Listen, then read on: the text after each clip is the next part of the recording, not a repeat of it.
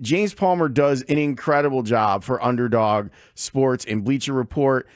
The 89 show is fantastic. He joins us on the Circa Sports Illinois hotline. Download the Circa app today. James, thanks for joining us. I thought that you guys' breakdown of Burden, it was really developed because you guys went 20 minutes talking about him and breaking him down. As a prospect, what's the background here? What are important things that you think Chicago fans need to know? Yeah, appreciate you guys having me. And we went 20 minutes. I think we went that length on a lot of these prospects. It's been a deep dive specifically on these receivers, so check them out. And Luther's was an interesting one for sure, because one of my favorite things about doing the show with Steve, who's one of my best friends, is he comes with his intel, I come with my intel, and we don't discuss it till the show starts. And as you can see, as you guys said you watched it, like a lot of carryover, right, between what I heard and what he heard. And I always find that to be really interesting from what he's seeing in film, what he's hearing from people around the league, what I'm hearing from people around the league. The consensus really was this. There's definitely some question marks. And where he lands is going to be interesting, and how that team handles those question marks. Universally, everyone I talk to, from receiver coaches to pro personnel guys to assistant GMs, offensive coordinators, the guy can go. You put the ball in his hands, he puts his foot in the ground, he can make people miss. He is electric. It's a different player when he's running the route than when the ball gets in his hand. And I found that to be kind of an interesting, almost universal thing that was brought up. And is that correctable? Like, that's one of those things. Is some of the character questions that some people had around the league about him, are those correctable? Was that part of his situation? Was that part of his situation with the coaching staff? How he was used? Is that what he can run? Or is that what the coaching staff could use? All of these things were really, guys, a lot of questions that teams were trying to figure out and working really hard to figure those out, because the talent is there. So James Palmer, yeah, that was a great breakdown. And Lawrence sent it into the group chat, and he's like, listen to Steve Smith. But I went back and I listened to you because, you know, yeah, you're the stuff that got me, man. For whatever. Steve is like, you know, whatever. He's an NFL wide receiver. But here's the thing. I'm not an NFL wide receiver, and you're not, but you've clearly dug into the news part of it. And that part was especially fascinating. So with that in mind, they know this, right? Ben Johnson and Ryan Poles know all of this. And we've listened very carefully to what Ben has said. They must have the belief that Ben and Antoine Randall are up to the task of coaching this guy the right way. Yeah, I think there's, and I'm not sure if this is the episode I said it in or not. It might have been in one we were doing on Travis Hunter, honestly. And breaking news, all position coaches are not created equal, guys, in the NFL. I was actually at the CU Showcase up in Boulder talking to an NFC wide receiver coach who was like, I'd say there's 7 good wide receiver coaches in the league. And we were talking about this with Travis Hunter because position coaches have to be, in certain instances, much more in depth than just going, you know, no, on this, you got to run a post. No, on this, it's a curl. There's a lot of intricacies that go into your position coaching. If you have a really good one, and I think Luther would benefit from having a really good one, which I think he does in Chicago, those are the teams that usually have more confidence when picking players that have some of the questions that I brought up, right? If you're curious about a player where it goes, all right, this is one of the biggest recruits Missouri's had in recent memory. He, because of that, was maybe granted some liberties on campus. He was kind of able to do whatever he wanted to do on campus in some people's minds. Is that something that when a change of scenery happens and that position coach and that offensive coordinator and that organization bring that together and that's no longer an issue? Those are what good staffs have the ability to evaluate and have the ability to correct. I think that's why at the beginning of the process, and that's why these are all pieces of the process, he was considered right up there with Matthew Golden and Tech McMillan. And then as the process was going on, I'm hearing from more teams going like, no, he's a second-round pick because we have these things that need to be answered. Now, we'll find out if, right, Ben Johnson is running an organization and a coaching staff to where these things can be corrected. Because, you know, I always say these guys are works in progress because they're just starting their NFL journey. The talent is exceptional, especially with the ball in his hands. So what did they see that was correctable? I think is going to be paying off big time, or it's going to be rearing its head pretty early, actually. I'm guessing that Antoine Randall is one of those 7 good wide receiver coaches because of the way the Lions receivers played, and then also because Ben Johnson gives him a promotion to assistant head coach so we could bring him over from Detroit. Right, James? Yeah, he's definitely in that group. It's funny because I asked him when he said, some guys just talk, and I was like, all right, give me the 7. And I'm not going to tell you guys the 7 because I don't want to roast all the coaches across the league, but he was on that group. He was on that list. And I think that's really important when you have guys that have a ceiling like Luther has. And has the ability also. Let's not just talk about Luther. Let's talk about Rome and what he needs to grow. We did a great breakdown evaluating his entire rookie season. I'm just here plugging the channel. And we did a great breakdown of Rome and what his rookie season was about and what could happen. So it's not just with Luther, but obviously that's the focal point here, because when you have a ceiling as high as his can be, what are the little intricacies that the guy who spends every day with you can fix and correct? Not only in terms of your game, which how do we get the route running to be as explosive as it is with the yards after the catch, but then the character questions that some teams have, and a couple of things that need to be figured out very early. Well, the position coach is a huge part of that, because Ben Johnson, we all know, has a ton on his plate. I love that you do the show with Steve Smith. He's always been one of my favorites. I was covering the playoff game where he went for 218 and 2 touchdowns against the Bears back in 2006, where he just turned the lights out on the Bears in that game. But I do know that there are people that get upset with what I think are honest breakdowns that he does. And he even mentioned that, like, hey, maybe he won't even want to talk to me after he hears this. I'd love to know, as much as you're willing to share, how many of the guys that maybe talk tough then get back to Steve and get better because of what he's trying to tell them on how to do their craft. Yeah, it's more than you think, honestly. And I put players in different categories. Like a really good example is, I live here in Denver. Tim Patrick, who was with Ben Johnson up there in Detroit, and just a grinding type of receiver. He's a Utah guy. Steve's a Utah guy. I remember Tim telling me, like, Steve, I sent him my reel and plays, and he just ripped me to shreds. And I wrote him back, give me more.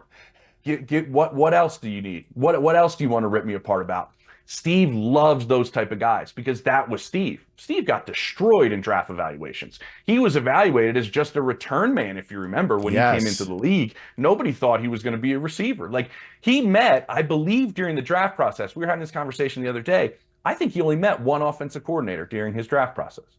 Like, only physically spoke to one, because that's how he was viewed. So he loves when he knocks guys down and then they come right back at him, but also in a manner of which, okay, like, what else did you see? Like, that went on at the CU showcase. Him and I were standing right there next to Travis Hunter, and in between reps, Travis was coming over, and they were kind of like barking at each other. Like, they were going back and forth with each other. And then afterwards, Travis comes over. What'd you think? Like, what'd you think?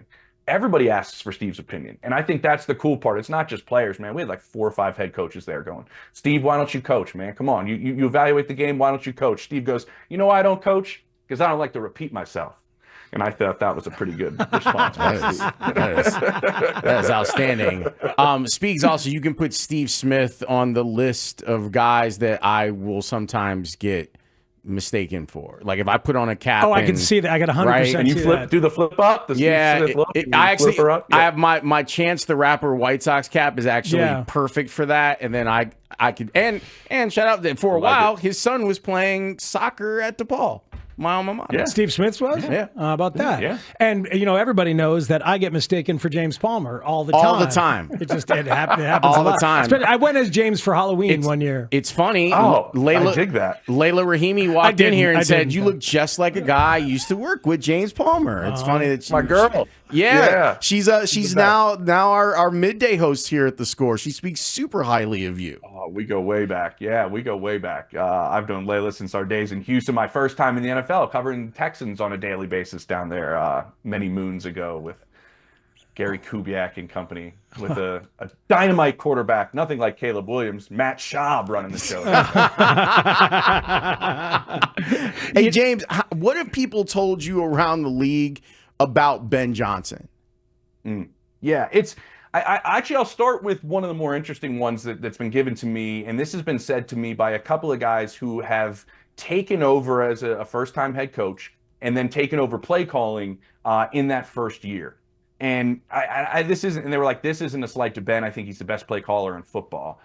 This offense coordinator was telling me, and he was like, but when I became a head coach and calling plays my first year, I was not nearly the play caller that I was when I was just focused on calling plays. There is so many more people coming into your room, whether it's the PR staff, whether it's the medical staff, whether it's business side of things, whether it's football operations, all this knocks on your door. To be able to handle all of it is a big undertaking. But I think Ben's process, he told me, is an advantage because he kind of has gone through it a couple of years. He's been preparing for it a couple of years. I don't think anything I'm saying right now, he probably hasn't heard or prepared for, right? Like these little idiosyncrasies that happen with being a head coach that are not there when you're an offensive coordinator. A lot of guys are learning those on the job.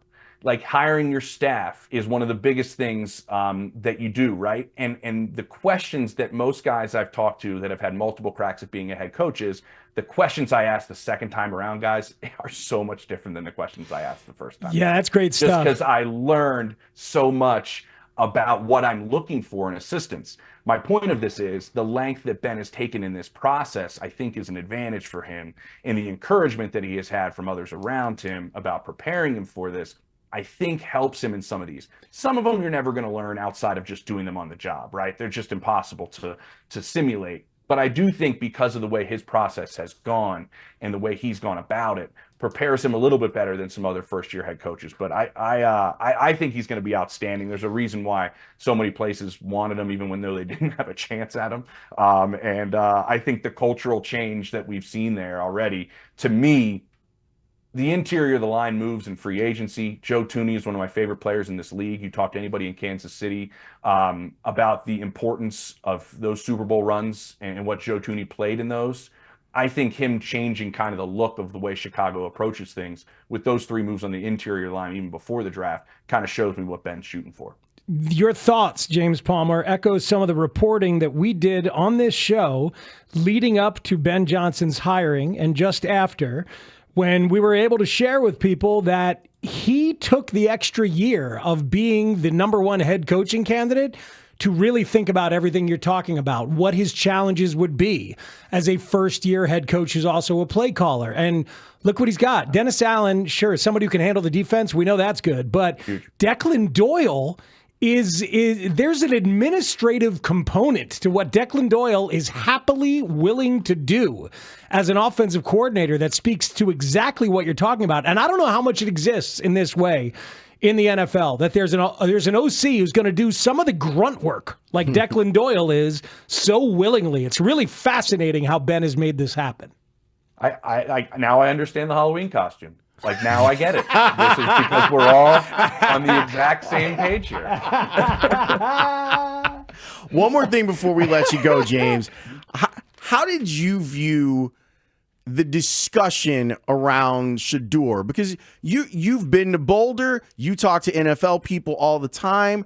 I felt like it missed a lot of nuance, but I'd love to know someone who is in it every day what you thought was important about it. I think the process wasn't handled properly. And I think Shedeur, to talking to people in Cleveland, handled his first media availability on that conference call with the Cleveland media exceptionally well and almost admitted that, yes, we went about this the wrong way. And I've said this before, and I think a perfect example of, and it's apples and oranges, but compare what Jackson Dart did in the process to what Shedeur did in the process.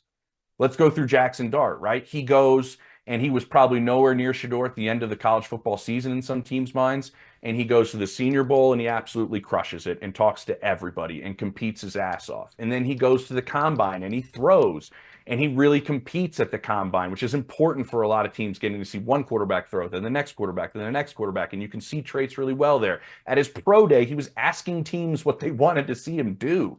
And to me, going through all of those things, that Shedeur really didn't do any of them. And in all honesty, the showcase was a bit of like a ha-ha, laugh while we're going through the workout, which is a bit strange. Like Shiloh's out there like telling jokes while he's going through his throwing process, which is like, this is a job interview. And the way some of the interviews went, and the way teams told me the way some of the interviews went, and the way he tried to dictate things, you can only dictate things when you're at the top of the draft. So I look at the way the two players handled it, and I think their spot in the draft kind of equates to how it was handled, but also we're seeing college players have a lot more power. So this is another part of the process we're going through when these guys are driving Bentleys like Shedeur to practice. So you can only dictate things if you're in the 1% of the 1% of the draft. We watched it with Marvin Harrison Jr. a year ago, who actually asked teams, do you need me to work out? They all said no. But then Abdul Carter took very few interviews. You can only handle the draft in the manner in which Shedeur handled it if your talent allows you to do that. Yeah, and I think we saw that his talent did not allow him to handle it that way. Everything that people were afraid Caleb Williams was going to do last year and treat these interviews this way, apparently that's what Shedeur did. Diana Rossini came out today and said that one executive told her that Shedeur approached his visits with teams as a recruiting trip instead of as a job interview. That's going to turn some people off right there. It really is. And let's just not get it twisted here. Like, Shedeur's talent set is nowhere near Caleb Williams' talent set. So when you look at traits, he doesn't have any wow traits. Is he really, really tough? For sure. Is he accurate? Definitely. Are there athletic ability that can let you run around like we've seen Caleb do actually? No, it doesn't exist. And that's part of his game. And when you have elite athletes running you down, that's not really obviously going to translate. So his strengths didn't translate that well.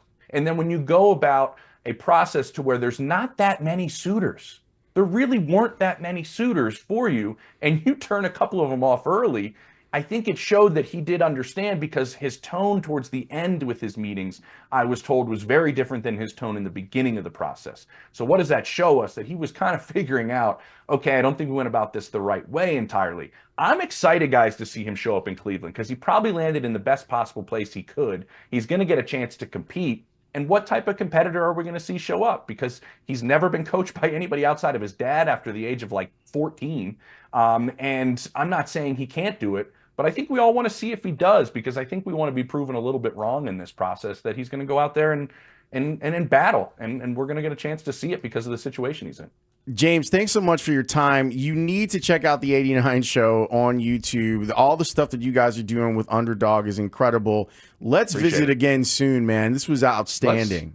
I don't come on Chicago enough. I don't like this, Both my parents are natives, Arlington Heights, Roselle. I grew up going back home, and guys, have me back. All right, I like the Chicago done deal. We'll have you back on. I mean, you'll be our Arlington Heights correspondent for when the team moves there. When the team moves there. or the Roselle correspondent for when the team moves there. You don't know, Lawrence. You never know. All of those things. Fire department. Let's go. Yeah. Shout out to the Roselle Fire Department. Just another day. My grandfather was chief, no big deal. Get out of here. That's awesome. That's awesome. Yeah. Well, we talk a lot of Roselle Fire Department on this station. I know. That's why I threw it in there, just so you guys could transition to your next guest or topic very easily. Thank you very much. It works out great because, we know that the Roselle Fire Department softball team is strong. They always beat the police. So, it's understandable. It's a thing. It's a thing out here for sure. James, you're the best, man. We'll talk to you soon. Guys, take it easy.